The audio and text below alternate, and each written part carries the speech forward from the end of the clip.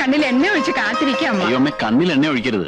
ഇപ്പോഴത്തെ എണ്ണയിൽ മുഴുവൻ കലർപ്പാ. ഒന്ന് പോടാ, അവന്റെ തമാശ. നിക്കൂ, കഴിഞ്ഞ തവണത്തെക്കാളും വല്ലാണ്ട് ക്ഷീണിച്ചിരിക്കണു. ഓ, എങ്ങനെ തളുതളുതളുന്നിരുന്നതാ എന്റെ കുട്ടി. ഹോട്ടലിലെ കരിക്കാട് വെള്ളം കുടിച്ച് ഈ കോലത്തിലായി. നീ വേഗം പോയി കുളിച്ചു. അമ്മ ചോറ് വിളമ്പാ. അമ്മേ, ആ അച്ഛനും ഏട്ടനൊക്കെ എവിടെ പോയി? അച്ഛൻ ആ മൂത്തടത്തേക്ക് പോയിരിക്കുക. അവിടുത്തെ ആ ചെക്കന് പിന്നെയും പ്രാന്തലായി. പാവം. കുഞ്ഞേഷാ, കുഞ്ഞേഷാ, ഇത്ര നേരം ഇവിടെ ഉണ്ടായിരുന്നു. കിടന്നുറങ്ങിയായിരിക്കും ആ ശ്രീകരം. അല്ല, എന്തിനാ ഇത്ര പെട്ടെന്ന് എഴുത്തയച്ചൊക്കെ വരുത്തിയത്? വിശേഷമൊന്നുമില്ലല്ലോ? വിശേഷമുണ്ട്. എന്താ അമ്മേ? പറയില്ല. കൊഞ്ചാതെ കാര്യം പറ അമ്മേ. കല്യാണം നടക്കാൻ പോവാ. കല്യാണോ? ആരുടെ? നിന്റെ കുഞ്ഞേഷിന്റെ. എന്റെയോ? ഇപ്പോഴോ? ഇപ്പോഴില്ല, കുറച്ചുകൂടി കഴിഞ്ഞിട്ടേ ഉള്ളൂ.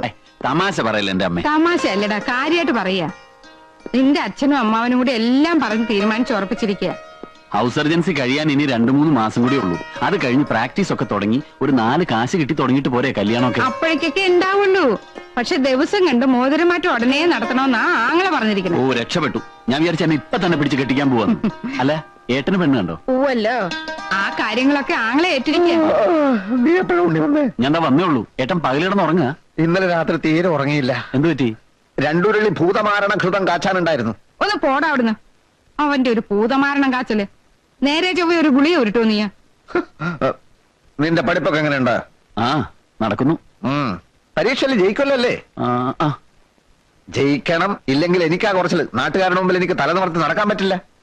ഞാനിപ്പോ ഒരു കൊല്ലം. നീ ഒന്ന് വേഗം പോയി കുളിച്ചിട്ട് വന്നേ പോ. ഇളിക്കണ്ട.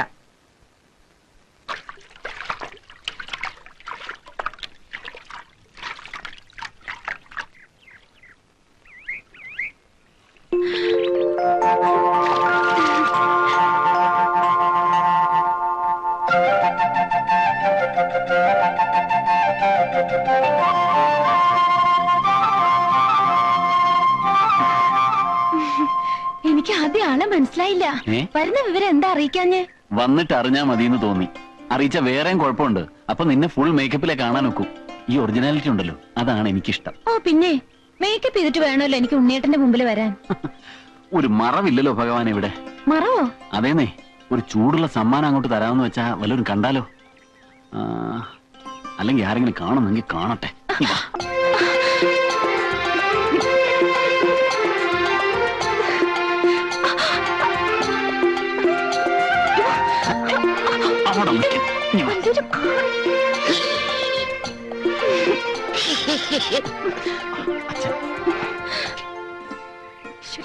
അവിടെ നിൽക്കുമോളെ. ഇതിൽ എത്ര നാണിക്കാതിരിക്കണത്? ഉണ്ണിയേട്ടനല്ലേ? നിങ്ങൾ സംസാരിക്കേ, ഞാൻ പോയേക്കാം. അല്ല, ഞാൻ അമ്മാവനെ കാണാൻ ഇറങ്ങിയതാ. ഓ, താനല്ല വന്നത്. ക്ഷമിക്കണം. ഇനിയിപ്പോ താനെന്നൊക്കെ വിളിക്കുന്നത് വളരെ സൂക്ഷിച്ചു വേണം. 3 മാസം കഴിഞ്ഞാ ഡോക്ടറായ പോകുന്ന ആളല്ലേ? ഞാൻ ഡോക്ടറായാൽ അമ്മാവൻ എന്റെ അമ്മാവനല്ലാതാവൂ. അതില്ല. എത്ര വലുതായാലും ബന്ധങ്ങളൊക്കെ ബന്ധങ്ങളാവുണ്ണി. താനതൊന്നും മറക്കുന്ന ആളല്ല എന്ന് എനിക്കറിയാം. ഉണ്ണി, നിന്നോടൊരു കാര്യം പറയാനുണ്ടായിരുന്നു. മറ്റൊന്നുമല്ല, കുഴല് വെച്ച് രോഗം പരിശോധിച്ച് മരുന്ന് കൊടുത്തതുകൊണ്ട് മാത്രം കാര്യമില്ല. ഈ ഓപ്പറേഷൻ ഉണ്ടല്ലോ, ഓപ്പറേഷൻ, അതിൽ മിടുക്കനാവണം. ഇപ്പൊ ഒരു ചെറിയ ഓപ്പറേഷൻ ചെയ്താൽ ഫീസ് എത്രയാണെന്നറിയോ? ഫീസിന് വേണ്ടി ചുമ്മാ ഒരാളെ പിടിച്ച് കീറാൻ പറ്റുമോ? ചുമ്മാ പിടിക്കണ്ട. ആ വിദ്യ ഭേഷായിട്ട് മനസ്സിലായിക്കോളൂ. എങ്കിൽ നിങ്ങൾ സംസാരിക്കും. ഓ, പെണ്ണിന്റെ ഒരു നാണം. എന്നാ വാ, മൃഷ്ടനായിട്ടൊരു ഊണ് തരപ്പെടുത്താം. എന്താ? എന്റെ എന്തു ഒന്ന് വേഗം വന്നേ. ബിക്കേറ്റി പോയാൽ ഞാൻ കൊടുക്കും. ഇനി മുന്നോട്ടും പോയിക്കോളൂ, ഞാൻ പുറകെ വന്നോളാം. അതെന്ത്? കവലയിലൊക്കെ ആൾക്കാരുണ്ടാവും. ഉണ്ടായിക്കോട്ടെ. എനിക്കെന്തോ. ഇന്നെന്ത് പറ്റി? നിനക്ക് പുതിയൊരു നാണം? ഉണ്ണിയേട്ടൻ നടന്നോളൂന്നേ, ഞാൻ വന്നോളാം. അത് വേണ്ട. കല്യാണം കഴിഞ്ഞ് നമ്മൾ ഇതുവഴി ഒരുപാട് നടക്കാനുള്ളതാ. ഇത് റിഹേഴ്സൽ ആയിക്കോട്ടെ. വാ, വരാനല്ലേ പറഞ്ഞത്?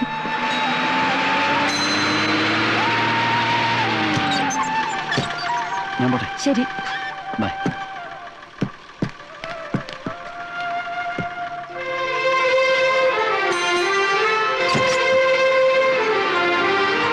ഉണ്ണി, ഉണ്ണി, ഉണ്ണി. എന്തേ? ഉണ്ണിയേട്ടൻ പോയല്ലോ. അവനിത് എടുക്കാൻ മറന്നേ. ഞാൻ ഇത് വെച്ച് 1-2 രോഗികളെ പരിശോധിക്കായിരുന്നേ. ഇത് വെച്ച് വല്യേട്ടൻ എന്ത് പരിശോധിക്കാൻ? അല്ല, ഇപ്പൊ ആയുർവേദക്കാരും ഇത് ഉപയോഗിക്കും.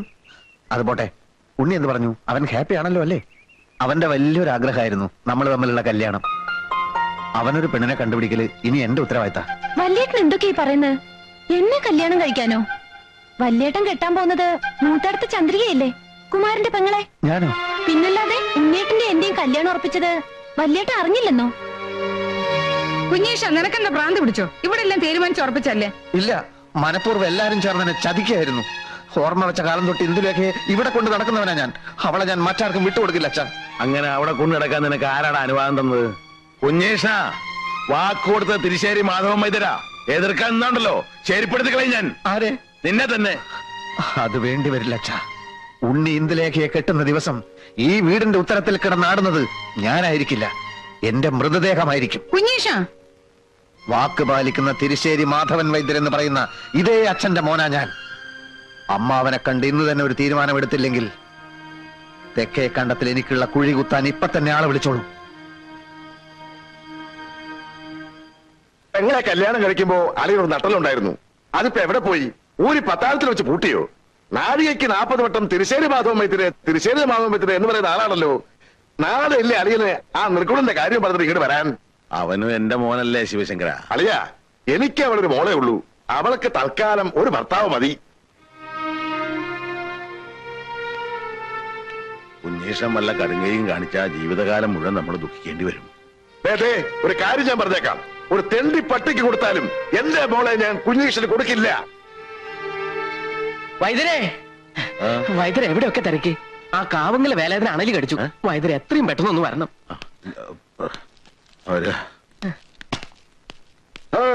കുഞ്ഞീഷ്ടൻ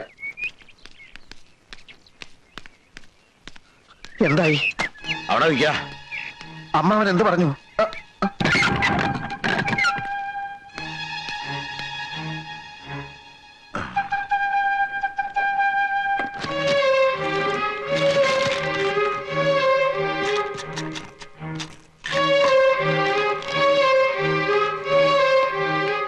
എന്താ ഇത്ര ധൃതി? കാവങ്കല വേലാതിനെ അണലി കടിച്ചു, ഉടനെ പോയേ പറ്റൂ.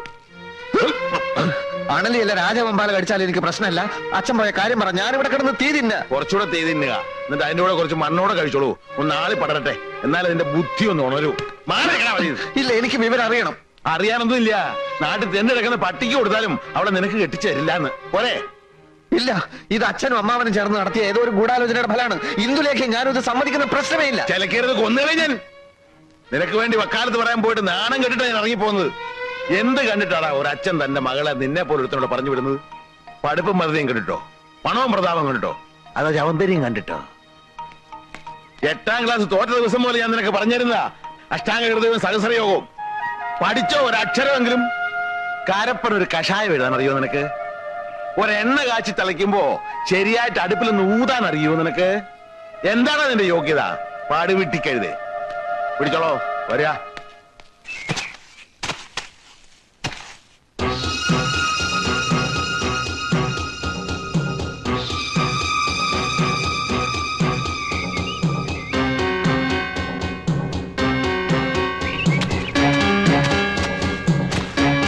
അമ്മാവാ,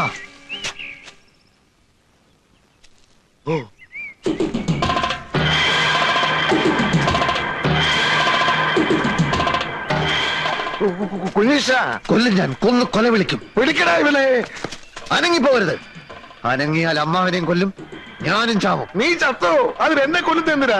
ഒരു തെണ്ടി പട്ടിക്ക് കൊടുത്താലും എനിക്ക് എന്റെ ഇന്ദുവിനെ തരില്ല എന്നല്ലേ? വേണ്ട, എനിക്ക് അവളെ വേണ്ട. എനിക്ക് അമ്മാവന്റെ ചോര മതി, ചൂട് ചോര. കുഞ്ഞീഷ, നീ ആ കത്തി താഴെയിട്. അത് ശരീരത്തെ കൊണ്ട് മുറിയും. മുറിഞ്ഞ ചോര വരും. വരണം, ചോര മാത്രല്ല കുടലുമാലയും വരണം. അരുത് കുഞ്ഞീഷ, അബദ്ധങ്ങളൊന്നും കാണിക്കരുത്. നീ ഞാനും ഒരു ചോരയാ. ഞാൻ നിന്റെ അമ്മാവനാ, വെറും അമ്മാവനല്ല. രാപകലില്ലാതെ തോളത്ത് കയറ്റി അമ്പിളിമാമനെ കാണിച്ച് വാവോ വാവോ എന്ന് പറഞ്ഞ് താരാട്ട് പാടി അടുത്ത കാലത്ത് ഉറക്കിയത് ആരാടാ? മറ്റാരുമല്ല, ഈ അമ്മാവനാ. നിനക്കറിയാൻ മേലെങ്കിൽ നീ നിന്റെ അമ്മയോട് പോയി ചോദിക്കടാ. അങ്ങനെയുള്ള ഈ അമ്മാവനെ നിനക്ക് കൊല്ലാൻ പറ്റുമെങ്കിൽ നീ കൊല്ല്. എന്താ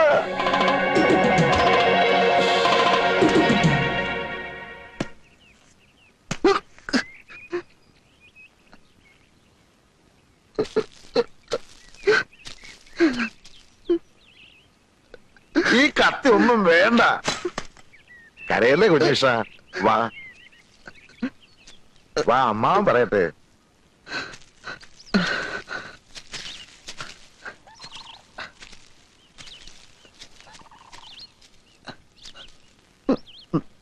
നിനക്കെന്താ ഭ്രാന്ത് പിടിച്ച കുഞ്ഞിഷ്ട? ഭ്രാന്തൻ കുമാരന്റെ അളിയനാവാൻ പോകുന്ന ആൾക്കും ഇത്തിരി ഭ്രാന്ത് ഉണ്ടാവുന്നതല്ലേ നല്ലത്.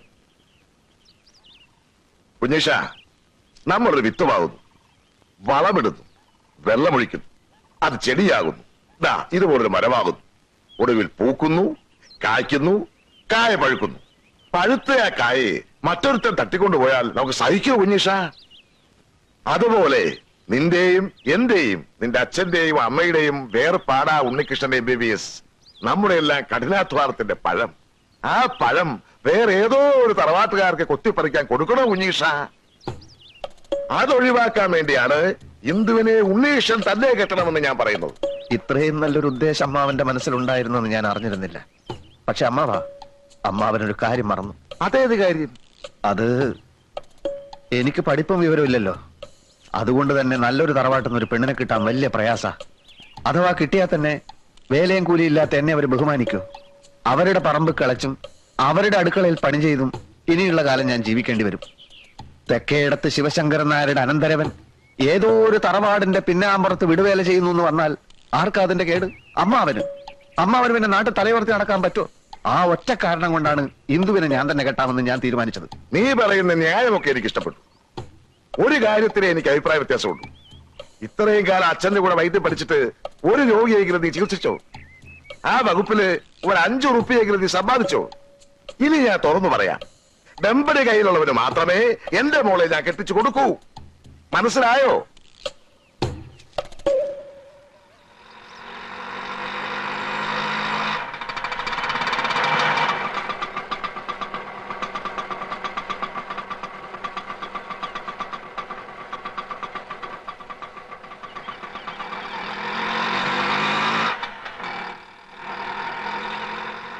ഇവിടെ ആരും ഇല്ലേ? ആരാ? പരിശോധനാ സമയം കഴിഞ്ഞല്ലോ.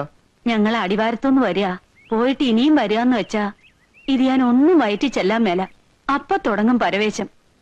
ഒരുപാട് പേരെ കാണിച്ചു. അങ്ങനെ ഇരിക്കുമ്പോഴാ വൈദ്യരെ പറ്റി കേട്ടത്. വൈദ്യരനല്ലേ? വൈദ്യരനാണ്. ഇരിക്കൂ ഇരിക്കൂ. അല്ല, പേരും പ്രശസ്തിയൊക്കെ കേട്ടപ്പോ ഞാൻ വിചാരിച്ചു വല്ല കിളവച്ചാരുമായിരിക്കും. ഇതൊരു പയ്യൻ ചെക്കനല്ലേ അച്ചാമ്മേ? അറിവുള്ളവർക്ക് എന്തിനാ പ്രായം? അതെ, എത്രയും പെട്ടെന്ന് ഈ അസുഖം ഭേദമാക്കി തന്ന വൈദ്യർക്ക് എന്താ വേണ്ടെന്ന് വെച്ചാ തരാം.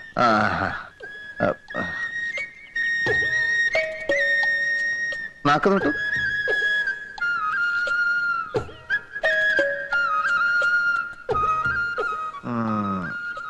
സാരമില്ല, എത്തിപ്പെടേണ്ടിടത്ത് തന്നെയാണ് എത്തിപ്പെട്ടിരിക്കുന്നത്. നമുക്ക് ഒരു കൈ നോക്കിക്കളയാം. പോരാ. നല്ല കൈപ്പുണ്യമുള്ള ആളാണെന്നല്ലേ കേൾവി? അത് കണ്ടാൽ തന്നെ അറിയാം. ഇത് കാലത്തും വൈകിട്ട് ഓരോ ഓൺസ് വീതം കഴിച്ചാൽ മതി, ഭേദമായിക്കോളും. ഒരു 150 തന്നേക്ക്. ഇത് കഴിക്കുമ്പോ ഭാരിച്ച് ജോലികളൊന്നും അങ്ങനെ ചെയ്യരുത്. പിന്നെ പുളി, മീന്, പഞ്ചസാര, മുളക് ഇതൊക്കെ വർജിക്കണം. പഥ്യം വളരെ ശ്രദ്ധിക്കണം. വൈദ്യർ ഈ രോഗം ഭേദമാക്കി തരികയാണെങ്കിൽ ശ്വാസം കഴിക്കണ്ടെന്ന് പറഞ്ഞാലും കഴിക്കില്ല. എന്താ പോലെ? അതെ. ഓ,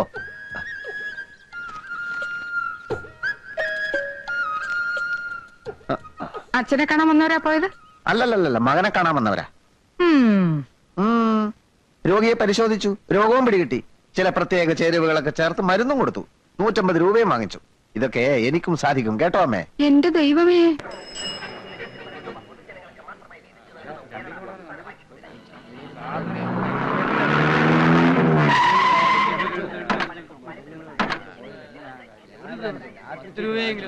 ഒന്ന് വന്നേ. മാധവമെതിരി വൈകിക്കാൻ വന്നോ?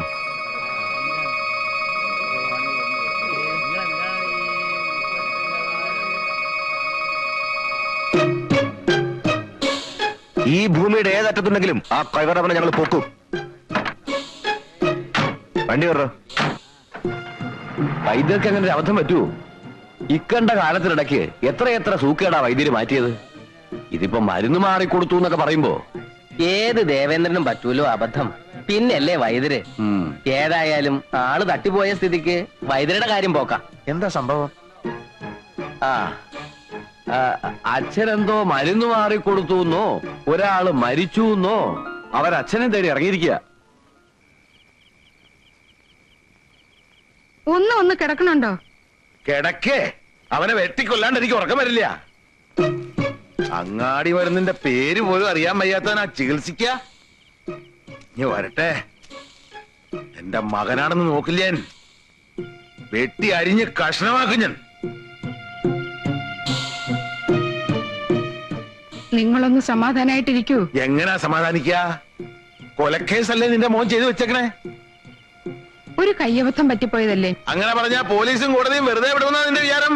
അത് പോട്ടെ, അവൻ ചികിത്സിച്ച് കൊന്ന് ആരെയാ? 10-17 കൊലക്കേസിലെ പ്രതി മണിമല മാത്തച്ഛന്റെ തന്തയാ. മാത്തച്ഛന്റെ കയ്യിലെങ്ങാനും കിട്ടിയാലുണ്ടല്ലോ, കഴിവട മോനെ വെട്ടി നുറുക്കി പട്ടിക്കിട്ട് കൊടുക്കും. കണ്ടവന്റെ കൈ കൊണ്ട് ചാകുന്നതിലും ഭേദം ഞാൻ തന്നെ അങ്ങ് അവസാനിപ്പിക്ക. ഇനി വരട്ടെ.